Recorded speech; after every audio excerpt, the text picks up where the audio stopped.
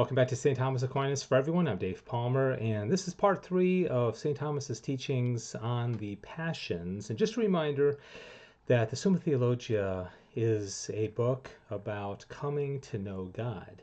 It's a blueprint of how we can utilize everything that God has given us, our intellect, our will, our desires, and our passions in order to better understand here on earth how we can come to know God so that we can live with Him forever in eternity. That is what the Summa is about. So as we learn about the passions, and it's not just about anger and sorrow and despair and hope, it's all these things that help us to understand human nature so that we can, even here, begin to have an experience of God so that we can live with Him forever.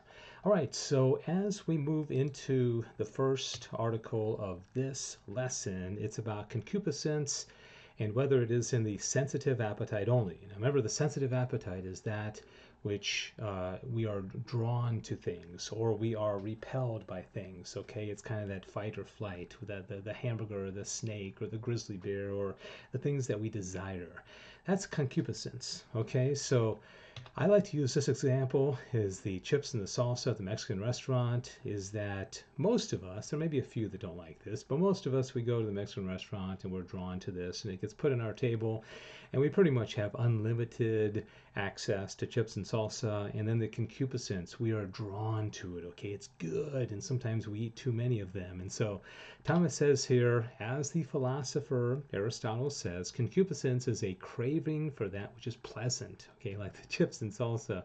Now, pleasure is twofold. One is in the intelligible good, which is the good of reason. The other is in good perceptible by the senses. Now, that certainly would, fit for the chips and salsa.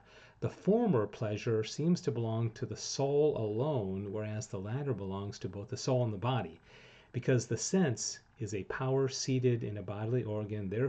Wherefore, sensible good is the good of the whole composite. All right, so Thomas was an expert on human nature, and he's looking at the human person and saying, I want to understand the human person because this person is made to the image and likeness of God, but we also are like animals. We are like all the creatures in some way. We're like the angels, okay, but we're also like God.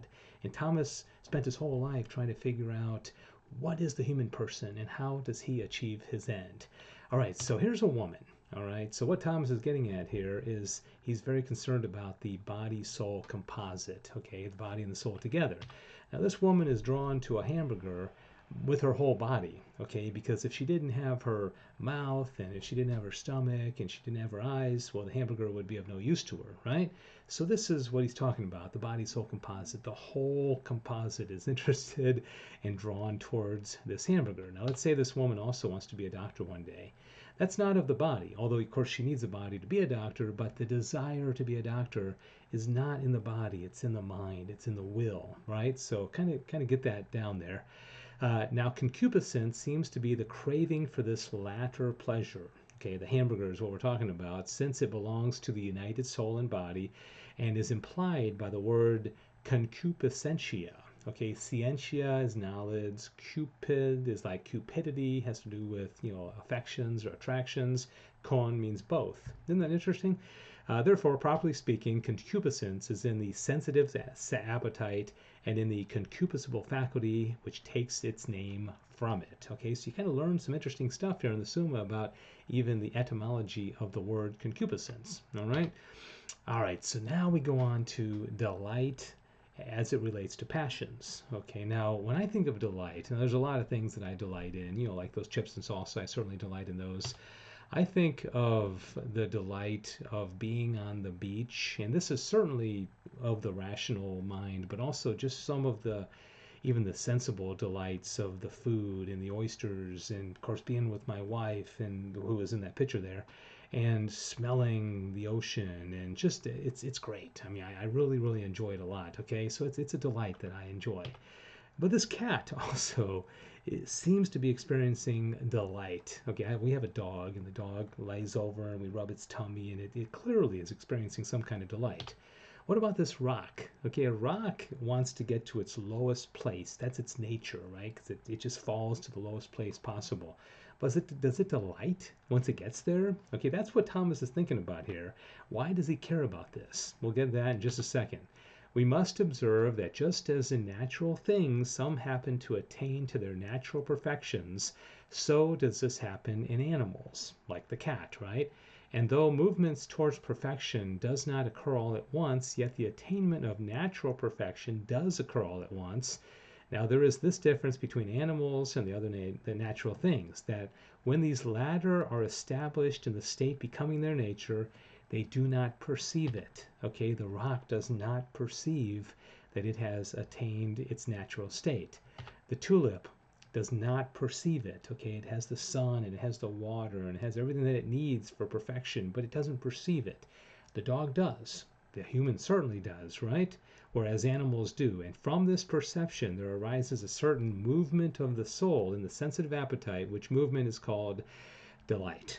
Okay, so those chips and salsa, that time on the beach, okay, even if somebody were to rub your back or if something, scratch your head or whatever, these all participate in the final end, the final purpose for which God has designed us. And that's why reading the Summa changes everything. It's a game changer because every single action, every thought, every desire all of a sudden takes on new meaning. And it can actually be a little overwhelming at times.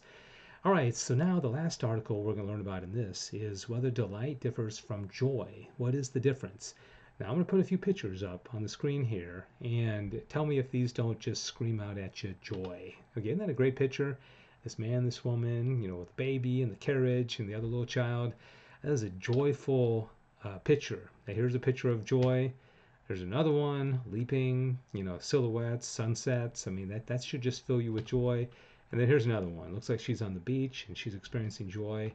What about this one? Okay, is this dog experiencing joy or not?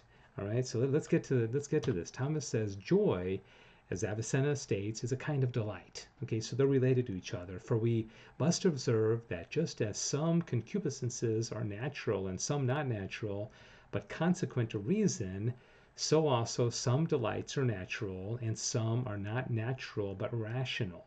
Or as Damascene and Gregory of Nyssa puts it, some delights are of the body, some are of the soul, which amounts to the same. For we take delight both in those things which we desire naturally, that means just with our body, the ice cream cone, the what have you, the banana split, the chips and salsa, when we get them, and in those things which we desire as a result of reason.